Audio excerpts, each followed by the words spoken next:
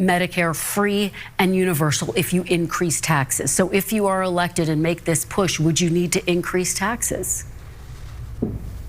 As I've said across this campaign, I am for taxing billionaires their wealth. What about people who make less than $1 billion and less than $1 million, though, Dr. El-Sayed? What about people making less than $1 million? So for the average person, after you pay your taxes, the next biggest check that comes off the top of your pay stub is to your health insurance company. So imagine instead of paying that to your health insurance company, whose CEO makes $20 million a year, instead you paid a little bit more in taxes for healthcare that you wouldn't lose if you lost your job or turned 26 right now. Just to be very clear, you're describing this trade-off. You are effectively acknowledging that people making less than $1 million could see their taxes go up. Okay, before I get you ladies, here is El-Sayed talking after he won the primary last night. This is clip 2. Remind them that if we come through this, when we come through this, inshallah,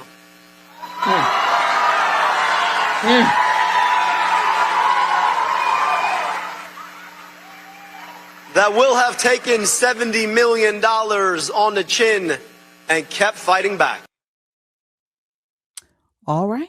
So, Nicole, as you saw there, that on that clip, it had the spread of votes. He won by barely a single percentage point, and he didn't crack 50%.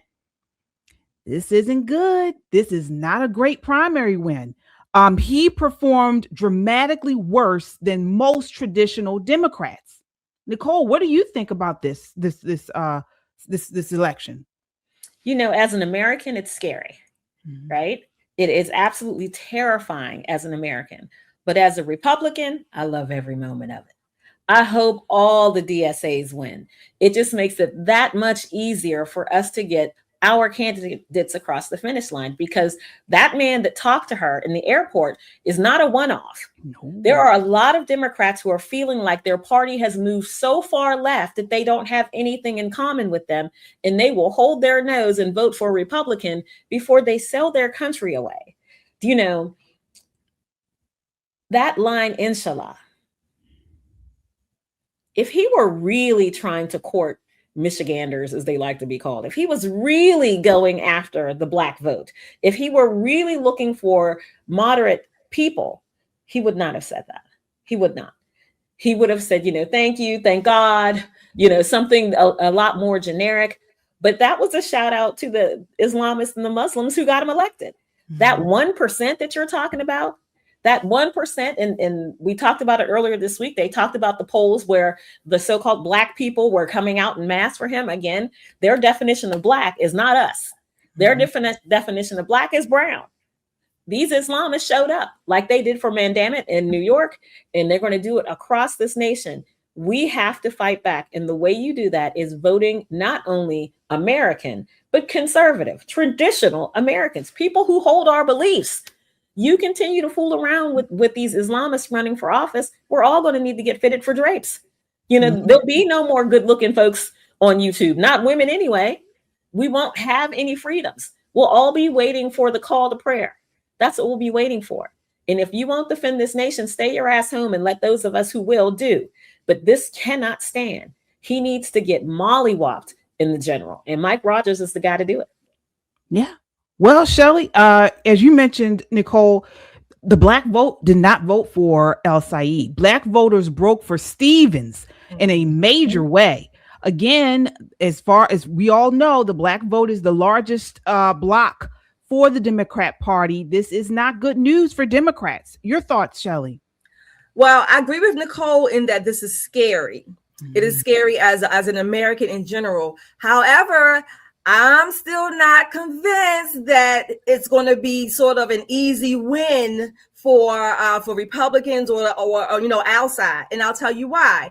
According to a Gallup poll, about 40%, that's 2/5 of Americans support some form or socialism in general. Okay. Now, when you get into the parties, the breakdowns are much more significant in that Democrats in general outweigh Republicans and independents in supporting socialism. However, that's still a lot of Americans.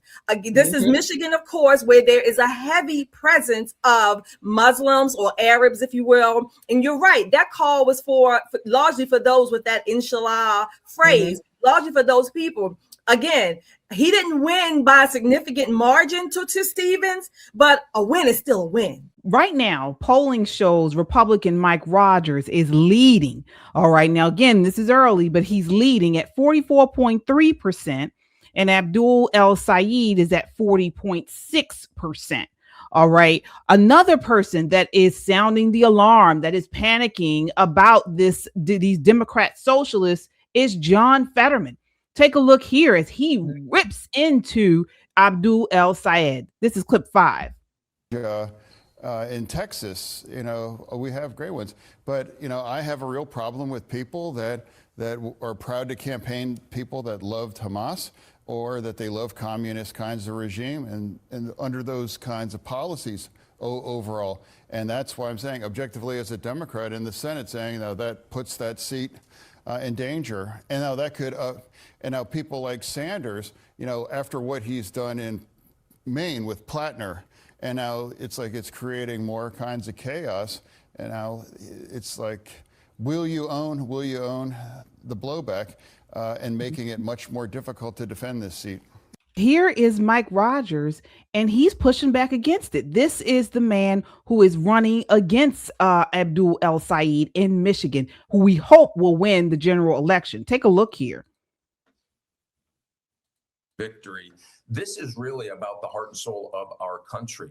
I have never seen someone so radical, so extreme, get nominated by a political party. And the DSA candidates in the state in 2 different congressional races look like they're pulling it off as well. The Democrat Party is lost to this hardcore socialist attitude. And I fought terrorism my whole life. I was an FBI special agent, U.S. Army officer, chairman of the House Intelligence Committee. I find it shocking that I'm going to go up against a guy who believes America deserved 9/11. Wow. That's why this race is so important, Lawrence. Yeah, he was with Hassan Piker, who had that viewpoint. There it is. That's what we're talking about, folks. Shelley, what are your thoughts on what he just said? Mike Rogers is correct. Number one, I wanted to swing back just a little bit to that last point. One of the things President Trump, when he was running in 2016, he asked particularly Black voters, he said, what do you have to lose? Okay. Well, guess what? That same question or the intent or the concepts behind that also are working for the Democrat base or these young progressives. They're saying they're answering the question, what do we have to lose? If they feel that the parties today, even their own party, the leadership and the opposite party to them are not fulfilling, quote unquote, whatever their version of the American dream is, to them, they're saying, what do I have to lose? I'm going to go with this new guy on the block, this Muslim or whatever the case whatever they may be. So that's the chance that they're taking. This is why I keep saying our message has to fill that void. Okay. We have to fill that void. We have to let them know conservative principles work. Economics, that's where it is. Capitalism works. Okay. Our country, our Constitution is still the best thing that we have going.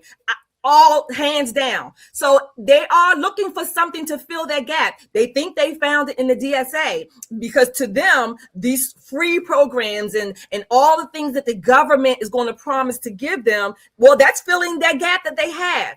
So like it or not, of course, we're not for socialism. But again, look at the reasoning and the underlying reasons as to why they're going that. They are saying to themselves, what do I have to lose? That's what they're saying. And we need to step up and fill that gap.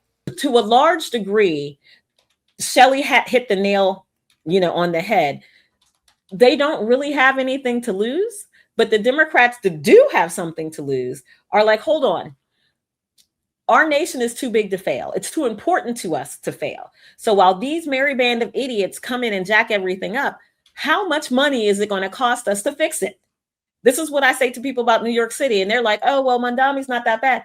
Mondami would be horrible if New York State had to cover all of the errors that he makes. But we all know that the United States government is not going to see one of our greatest cities fail, regardless of how much of a jerk this guy is. The federal government will step in and save our states. It absolutely will. But the goal is not to have to do that, right? That's the goal. The goal is to get people thinking that free doesn't exist. But you have a whole generation of people who've only known free. The Obama phones, free. Section 8 housing, damn near free. There are people getting $800, $1,000, almost $1,500 in food assistance. And don't work nowhere. Healthy as a horse. I know, because they're all over TikTok dancing like a bunch of paid idiots. Do you know what I mean? So we have this whole generation that expects the quote unquote government to take care of them.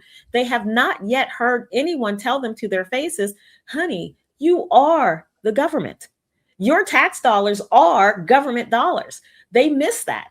What's up, everybody? This is Poppin' Politics. Get your merch. Are you a Poppin' Politics fan? Are you unapologetically American? Or not black, not white American? We got it all for you right here. Get your merch. Get the classic shirt. Classic. Goes with everything, comes in a variety of colors.